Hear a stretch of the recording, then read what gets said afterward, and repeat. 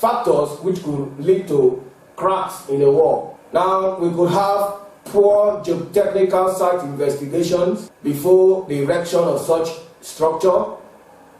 That could lead to cracks in the wall. That's when we begin to experience sinking of the soil that is bearing the structure. That could lead to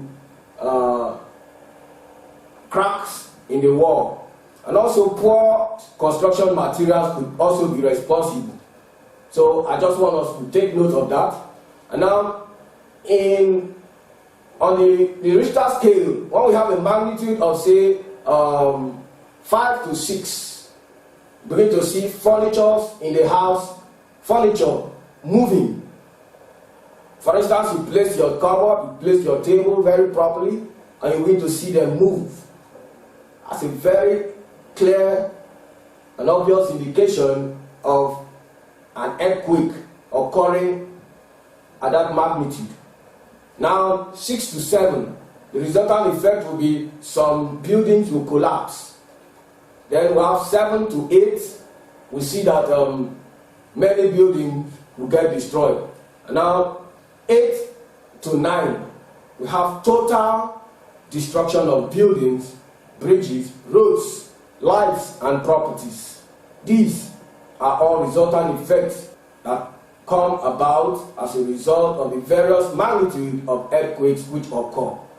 Now, there are some examples of earthquakes that have occurred because of persons, because you maybe have been blessed in your country, such has never occurred. So you may have this tendency to doubt the reality of what we call earthquake. You may think it cannot occur. It's just one of those things put forward to get people scared. But no, these are examples of live occurrences of earthquakes in different parts of the world. Number one, here we have the 1960 earthquake which struck Alaska. And this had a scale of 8.5. And if you look at the Richter scale, 8.5, that is a wow. That's indeed a great one. A very severe earthquake.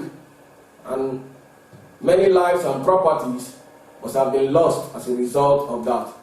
Now we also have another example here, the 1986 earthquake, which measured 8.8. You can imagine, almost 9. That means a very severe earthquake. And this happened in El Salvador, in South America. Now we also have the Great Lisbon earthquake of 1755, and the San Francisco earthquake of 1906. We have here the fifth example, the Tokyo and Yokohama earthquake of 1923.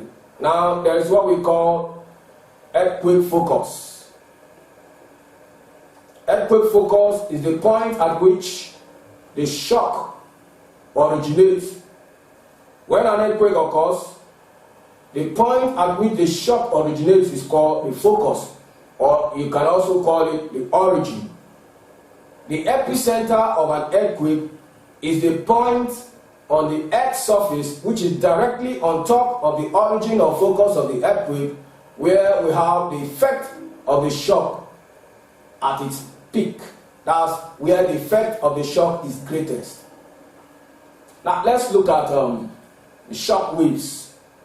The shock waves travel from the focus to the epicenter and from other parts of the surface.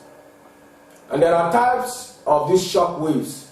One, we have body waves. Body waves, these are waves that travel through the crust. And they have two types. We have the primary waves. The primary wave causes the crustal rocks to move backward and forward in the direction of the wave motion. And the second one here, we have the secondary waves. Secondary wave, this causes the crustal rocks to move from side to side at right angle to the direction of the wave movement. The second type of the second type of the shock wave is called surface waves. Just just as the name implies, surface wave, they travel through the surface rocks, whereas body wave travel through. So they are also of two types. I mean the surface waves. Number one, we have the long waves. The long waves, they cause the surface rocks to move from side to side at right angle to the direction of the wave motion, or if you like, the wave movement. Now we also have the relay waves. Relay wave cause the surface of the rocks to have a vertical circular movement. There is we have what is called earth tremors. Earth tremors are vibrations within the earth's crust, which are produced by gentle waves. Earth tremors are not as severe as earthquakes. And we also have tsunamis, and this occurs when earthquake takes place on the sea floor, and when this happens, it sets up a huge wave, and this wave being set up is called tsunami. Now, what are the effects of earthquake? One, when earthquake occurs, plus or minus, we must have death of people and animals. We also have destruction of roads, buildings, bridges, and other infrastructures. We have displacement of parts of the earth crust. Earthquake can also lead to landslides, and it can raise or lower parts of the ocean floor. And finally, earthquakes can raise and also lower coastal rocks. Now, let's consider another Earth's internal process, which we call volcanicity. Volcanicity is the process by which molten rocks or magma are forced or is forced into the earth or to the earth's surface. When magma is forced to the earth's surface, that process is termed volcanicity.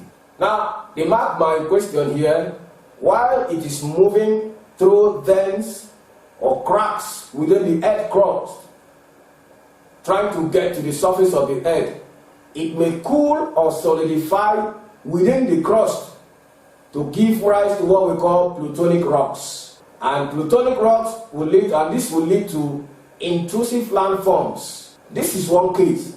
Another case is that it may actually reach the earth's surface.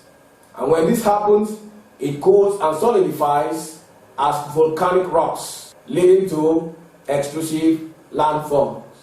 So, in that regard, let us look at intrusive landforms.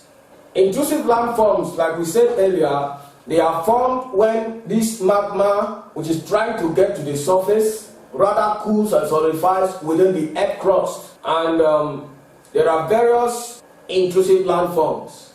One, we have seals, we have dikes, we have Leupolits, Facolites, and we have Batholiths. Let's consider seals. Seals occur when an intrusion of magma is made horizontally along the bedding planes of sedimentary rocks. Number two, dikes. Dikes occurs when intrusion of magma is made vertically now within the sedimentary layers. Characteristics of dikes include: one, dikes are rocks formed lying vertically across the bedding planes. They are discordant rocks. Two, we have that dikes form shallow trenches at times. And dikes are narrow wall-like features that is really prominent in landscape. Dikes are also resistant rocks. They are very hard rocks, Now, let's look at the Localities. This is a large mass of igneous mold with a dome shape upper surface and a level base. You see a dome shape at the top, and then at the bottom we have a very level base.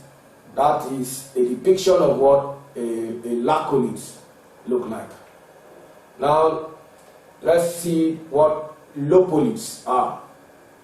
Leupolits is a saucer-shaped igneous intrusion with a shallow base.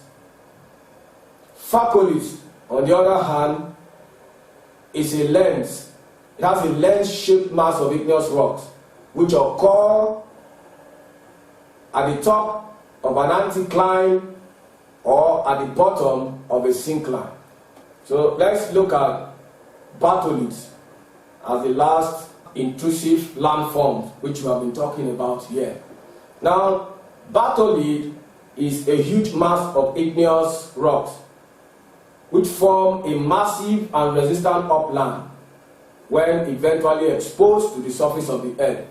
So that means because it is an intrusive landform, it is not seen at the surface of the earth. But due to persistent action of denudation, that's the washing away of the top layer by various agents of denudation like running water, glacier, ice, and wind, can gradually lead to exposure of these intrusive landforms. And when it is eventually exposed to the surface of the earth, we have a very massive and huge igneous rocks. Now, the characteristics of batholiths include that